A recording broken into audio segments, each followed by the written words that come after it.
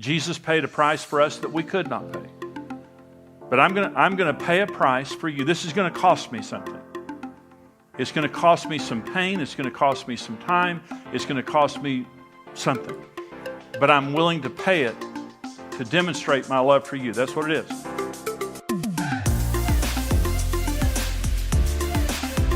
Karen and I have been married for 42 years. We have a great marriage.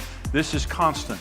This is something that even if you have a good marriage, you constantly have to make a choice to redeem your spouse through Christ-like love when they do something wrong, because we all do stuff wrong, and when they hurt you, because we all hurt each other to some extent, even in good marriages. So let me give you several truths about redemptive love. The first is Jesus redeemed us through his righteous suffering. It is the only reason that we're saved from sin and the main reason that we love Jesus. This text ends by saying, now you have returned to the shepherd and overseer of your soul. Let me ask you a question. Why did we return to Jesus? We were in our sins. We were doing the wrong thing. Why did we return to Jesus? Well, let me give you the wrong answer. The wrong answer is because we have to and because he's going to clobber us if we don't. That's the wrong answer. The right reason is because no one has ever loved me like Jesus Christ. Right? No one has ever loved me in my sins like Jesus did. And I didn't return to Jesus from a threat or from a demand. I returned to Jesus because his love is inductive. There's no one that can love me like Jesus, and I love him. Okay, so this is what it's saying here. The reason that we're saved and the reason that we love Jesus the way that we do, he's the most loved person in the history of the world. No one's ever been loved the way Jesus Christ is loved. And the reason is there has never been a person who demonstrated redemptive love to people who were undeserving.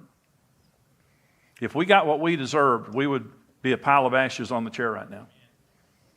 But we got what we didn't deserve because Jesus died for our sins. Okay, that's number one. And by the way, in 1 Peter chapter 2, what we just read here is telling us that Jesus left us an example to redeem each other. In 1 Peter 3:1, it says, in the same way you wives.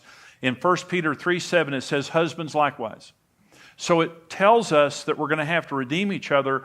Then all of chapter 3 of 1 Peter is talking about how wives redeem their husbands when they're doing something wrong, and how husbands redeem their wives when they're doing something wrong. In other words, this is the example of redemptive love. The second truth about redemptive love is there are no good spouses you can pick up for free. They all have to be redeemed.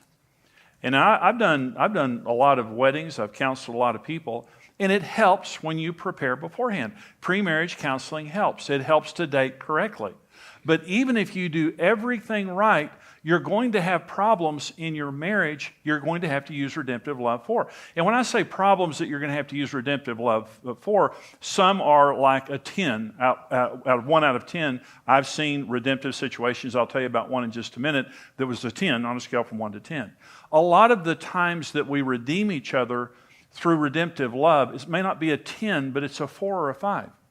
And if you start accumulating those things, you hurt each other, you reject each other, you don't know you're doing it, you don't mean to do it, you're distracted, you're not meeting each other's needs, something's going on and it bothers you. And when you're in a marriage relationship, everything affects you. Everything your spouse does affects you.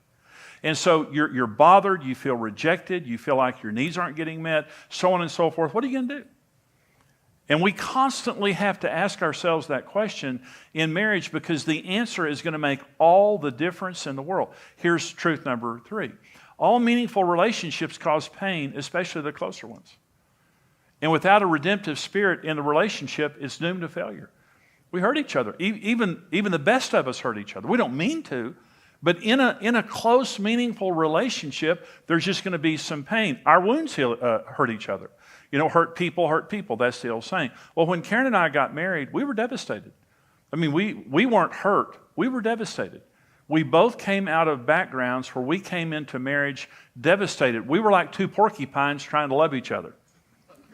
It was a painful experience. Karen's words hurt me. My words hurt her. We were, when you're already wounded, just the smallest thing can hurt really deeply. And so and let me just give you a little advertisement here. We have a resource called 21-Day Inner Healing Journey. And it's an app. It's online. It's 21dayjourney.com, but it's 21 days of leading people through inner healing.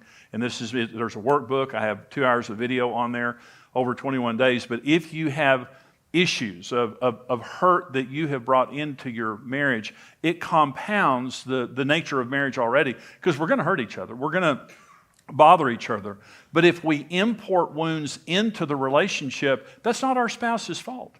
But it's going to cause us to overreact. It's going to cause us to do things that continue the hurt, the dance that's created. Our immaturities hurt each other. You know, our hurts hurt each other, but just our immaturities. I had a friend, this has been years ago, and he was, I think he's been through 5 marriages. He invited me to come to his wife's birthday party one year. And so I went to his wife's birthday party, and I get to the birthday party, and his group of guys were standing around, and I said, hey, what'd you get your wife for her birthday? He said, a fishing boat. And I said, fishing boat? And he said, got a brand new fishing boat. I said, I didn't know she fished. He said, she doesn't. He bought his wife a $30,000 fishing boat. And she didn't fish. He bought it for himself. She divorced him. And he thought that was the funniest thing in the world. Now the joke ended pretty quick. I mean, that was the worst birthday party I've ever been to in my life. And when he told her what he had gotten her, she just stood there and looked at him. And just an immature guy that thinks he's funny, that thinks he's cool, and all that kind of stuff. But our immaturities hurt each other. Our sins hurt each other. When we sin, obviously, saying words that are hurtful or doing things that are sinful, they hurt each other. Our insensitivities and ignorance hurt each other. I had a friend, and a really good guy. He's a pastor. And he tells a story. And he and his wife were laying in bed one night, and they weren't asleep, but the lights were off. And so he was laying here, she's laying here. And he said, he's got his hands behind his head, and he's just feeling great about everything. He said, you know something? I've never been happier in my whole life. I've never felt this good. I just think everything's going great, and blah, blah, blah. And so he says that, and a couple of seconds later, he feels the bed shaking. And she is sobbing on the other side of the bed, and she said, I have never been more miserable in my entire life. He said, I had no idea. He's a good man. He's a good man. He's a good husband. But he was insensitive. And I'm just saying, marriage is going to hurt. Even the best marriage. I'm not talking about a level 10. Sometimes it's a level 10. But on a level 2 or 3 or 4, it's going to hurt. We hurt Jesus. We killed a righteous man. I killed that man. My sins killed him. That's the reality of it. I hurt that man. And his response was redemption. His response was not anger, rejection, sending me to hell, which I deserved. That was not his response. His response was redemption. And that he left me that example to follow in his footsteps. And the main area that I'm going to demonstrate that, according to 1 Peter, is in the area of marriage. In the same way, you wives, in the same way, you husbands, you're going to have to redeem each other through redemptive love. So let me talk about the 5 main choices that we have when our spouse hurts us, okay? So there are 5 basic choices. So your spouse does something, your spouse says something, and I know y'all have good marriages. I mean, you're here at a marriage conference, you're teachable people. And so you're here to kind of tune up your marriage. But even in the best marriages, we still say things from time to time that hurt each other. We do things that, we shouldn't do. So how are you going to respond? This is the question. When your spouse does something that hurts you and you don't like, how are you going to respond? Let me give you the first choice. Righteously responding to our spouse in an honest, loving, and timely manner. In other words, your spouse does something that you don't like, and you walk up to him righteously and say, honey, can I talk to you for just a minute? I love you. I think you're great. We're on the same team. That bothered me when you said that. Excellent, excellent. Ephesians 4 says, speaking the truth in love, we grow up. So you go to your spouse, they do something wrong, you go to them, you tell them how you're feeling, you do it righteously, and they say, hang it on your beak. You did the right thing, but they don't respond well, okay? So you did the right thing, but now they didn't give you the response that you were looking for, but you did the right thing, okay? That's one choice, okay? The second is receive the hurt and frustration and hide our true feelings. This is where passive-aggressive behavior comes in. In other words, you hurt me, I'm going underground. I'm going to act like everything's okay, but I'm going to start, eating potato chips in bed. I know you don't like that. I'm going to start, turning the TV up louder. I'm just going to do things that I know you don't want me to do, and I'm not going to do things I know you want me to do. And this is going to destroy our intimacy, destroy our passion, and now I'm being dishonest about how I feel because I'm going underground. Okay? Happens all the time where people do this. Number 3, reject our spouse when they hurt or frustrate us. And this is just, again, it can be overt or covert, but listen to this. Hebrews 13:5 says this. God says this. This is covenant language. I will never leave you nor forsake you. On day 1 of our relationship with God, He makes us 2 promises. He will never physically desert us, and He will never turn His heart away from us. Leave means physical, forsake means emotional. So day 1, and we're going to do some things that Jesus doesn't like. Anybody agree with that? We do every day. And so here's what God says day 1 of the relationship. You know something? I'm all in. I love you. I'm all in. I'll never leave you or forsake you. And here's what it means. There'll never be a moment in eternity where God is not focused on you emotionally. Let me say that another way. All bad things happen when you turn your heart away from your spouse. They're not meeting your needs. They're hurting you. They're saying things that you don't like. They're doing things that you don't like. And in response to that, you just reject them. And again, it can be overt where you call them names, you're angry, you're sarcastic, you just overtly put on your green zip-up jumpsuit and go in the garage and build something for 30 years.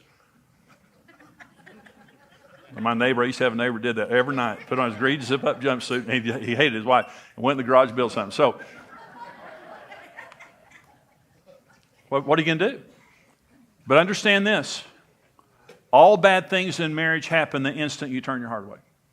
Now, you can be sitting right next to your spouse, but your heart's not there. You've turned it away. And that is very common in marriage issues, especially when you're frustrated, especially where you get to that point of, why aren't you changing? Why aren't you doing, I'm trying here. You're not trying. And you get frustrated, and you get angry, then the rejection comes. That's another choice that a lot of people make. The next is revenge to make them pay for what they've done and fear doing it again. And this is, I'm going to get you back. I'm going to make you suffer.